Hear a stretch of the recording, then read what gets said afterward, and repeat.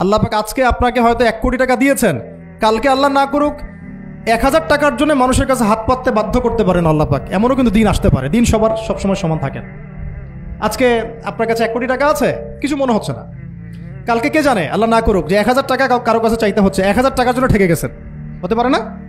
তো রিজিককে মানুষ তাজিম না করলে রিজিক দূরে চলে যায়। দুটো বিষয় খেয়াল রাখবেন, দুটো বিষয়। এক হচ্ছে মাঝে মাঝে মনের মধ্যে কিছু আমল করার ইচ্ছা আসে না? মনে হলো যে আচ্ছা একটু 10টা আয়াত পড়ি, মনে আসে না মাঝে মাঝে? এমন মনে হয় না? ওই সময় এই যে মনের মধ্যে যে এই ইরাদাটা জাগ্রত হওয়া, এটাকে আমরা বলি ওয়ারিদ। অন্য ভাষায় আপনি বলতে পারেন মেহমান। কি বলতে পারেন? এটা আল্লাহর পক্ষ থেকে আপনার কলবের মধ্যে মেহমান হিসেবে এসেছে। এখন আপনি যদি আমলটা করেন, সেই মেহমান বারবার আপনার কলবে আসবে।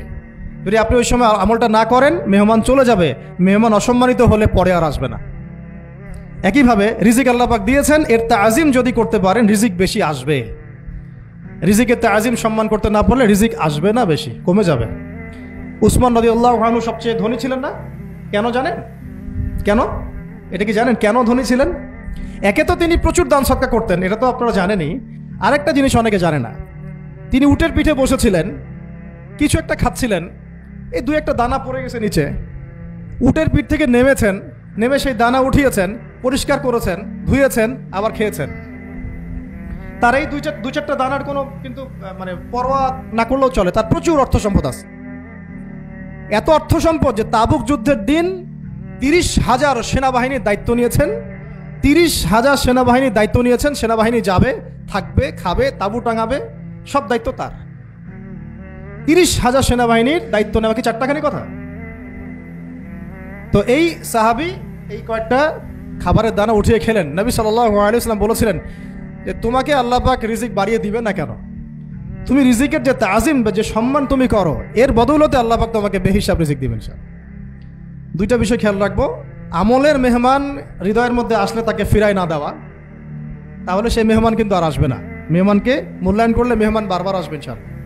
আর রিজিকের তাজিম না করলে রিজিক কিন্তু আপনার ঘরে বেশি বেশি আসবে না। এমনি তো হারামের যুগ, এমনি সুদের যুগ, এমনি ঘুষের যুগ। অলমোস্ট এভরি ফ্যামিলি সুদখোর এখন, অলমোস্ট এভরি ফ্যামিলি। মেয়েরা স্পেশালি যারা শাশুড়ি টাইপের, আপনারা মাইন্ড করেন না, তাদের সাইকোলজি যে এতই নিচে নেমে গেছে এখন যে আমার মেয়ে জাহান্নামে যায় যাক, হ্যাঁ আমার মেয়ে জাহান্নামে যায় যাক, সমস্যা নাই, দুনিয়াতে সে যেন ভালো থাকে। এটা কেন বললাম?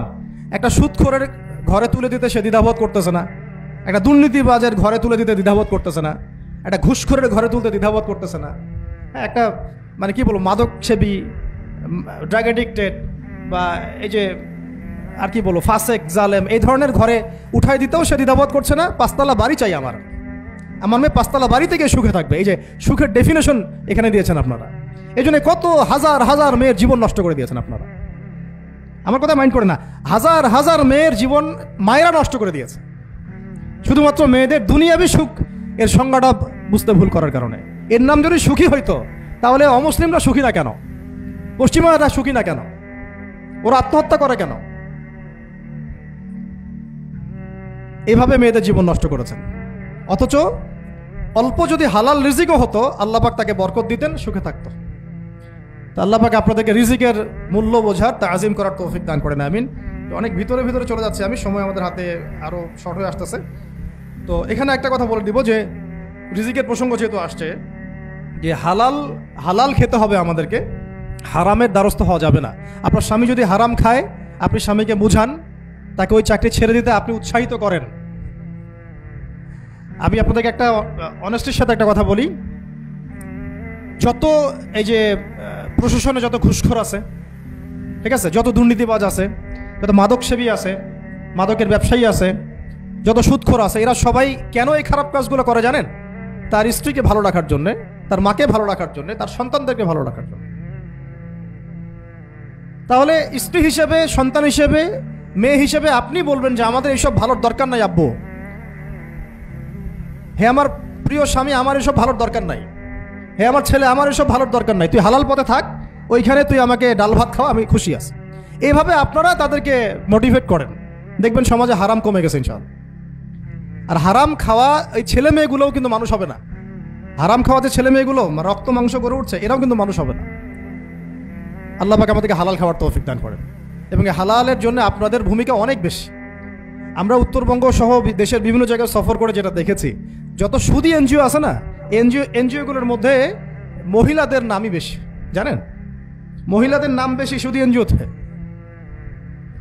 তো এই দাওয়াতগুলো আমরা মা বোনদেরকে দিতে চাই যে কোন অবস্থাতে যেন হারাম রিজিকের দিকে আপনারা না ধাবিত হন এবং রিজিকে তাজিম করেন, পরিবারের মধ্যে হৃদ্যতা ভালোবাসা বজায় রাখেন, একে অপরকে বিশ্বাস, সম্মান এবং শ্রদ্ধা করেন।